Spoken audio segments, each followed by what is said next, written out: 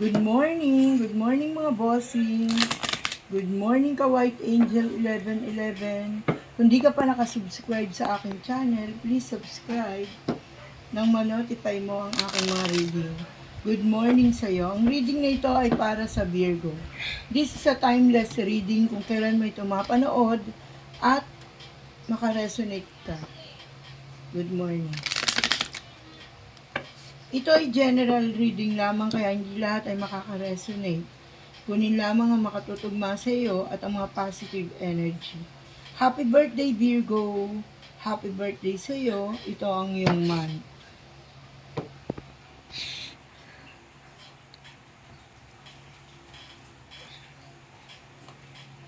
Wow.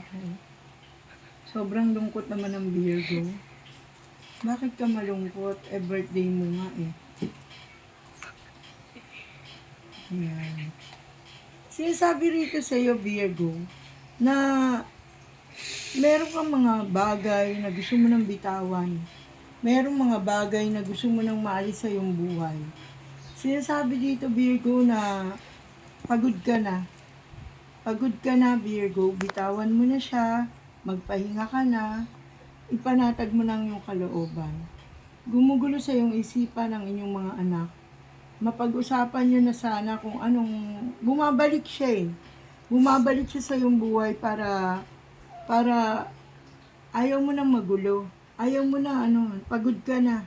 Ayaw mo na anong tawag dito?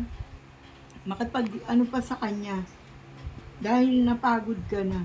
Sinasabing, payapa ka na eh. Eto na naman siya bumalik sa iyo, di ba? Sinasabi dito na kung mga anak ang iisipin mo, ay mga anak na nga ang obligahin mo.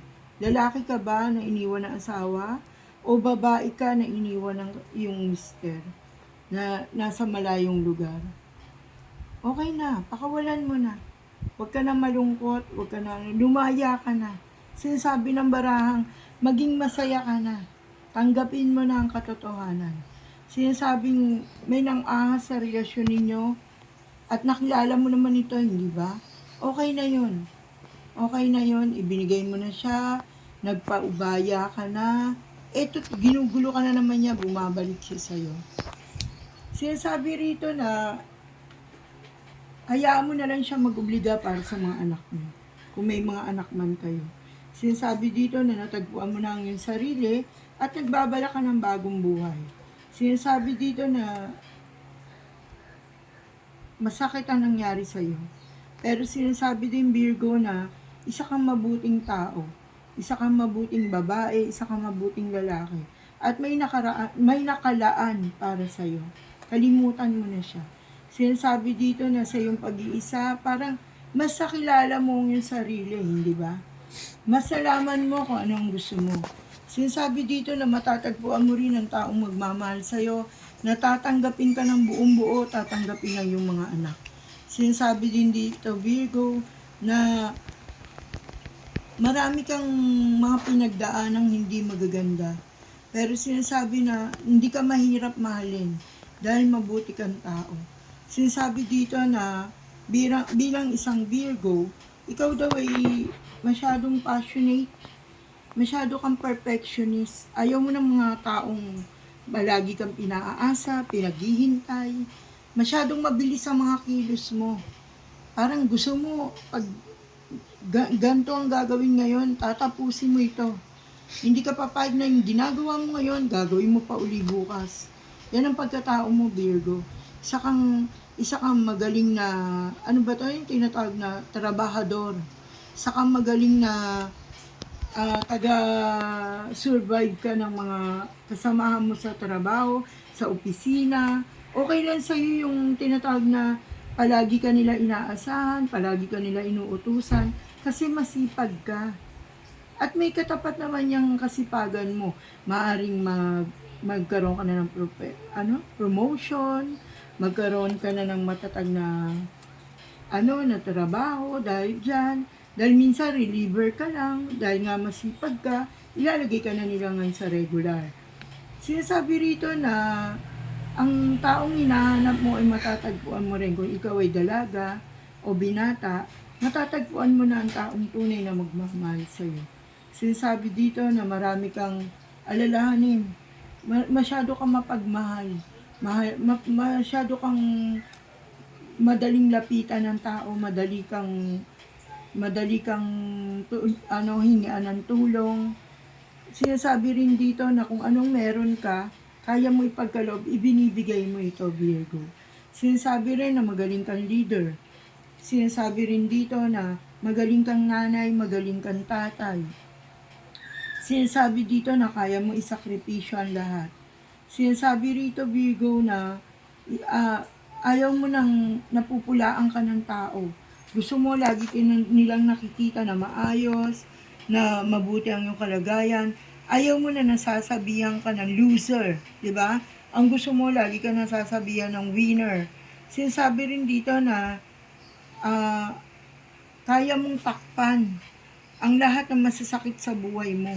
Kaya mong ikubli. Gusto mo lagi kang nakikita nilang malakas, masaya. Sinasabi rin dito na nagbabago-bago ang isip mo. Marami kang desisyon na gusto mo ngayon, pero bukas hindi na. Sinasabi dito na nag-ibang bansa ka ba dati? Gayong wala ka namang naipon. Sinasabi maraming panahon na nasayang sa'yo. Marami sa mga Virgo ang nakatamo ng kabiguan, ng kalungkutan. Sinasabi na hinahanap nila magpahanggang ngayon ang kanilang kaligayahan. Sinasabi rin dito sa mga Virgo na nagsasama na hindi pa ikinakasal. At congratulations, ikakasal ka na bago matapos ang taong ito. Sinasabi rin dito na magiging payapa ang buhay may asawa mo. Sinasabi din dito na kung ang mga anak mo inaalala mo na kung sila ay makakapagtapos, yes, makakapagtapos po ang iyong mga anak. Dahil sa iyo. Dahil sa iyong kasipagan, dahil sa iyong determinasyon, makakapagtapos sila. Sinasabi dito na hindi ka perpektong nanay, hindi ka perpektong tatay, pero kaya mo ipakita sa kanila kung gaano mo sila kamahal. Sinasabi rin dito na magtatagumpay ka sa iyong buhay at sinasabi rin dito na magniningning na ang iyong kapalaran. Siguro next year, napakaganda ng iyong kapalaran, Virgo, yes. Dahil sinasabing maraming mga opportunities ang matatanggap mo.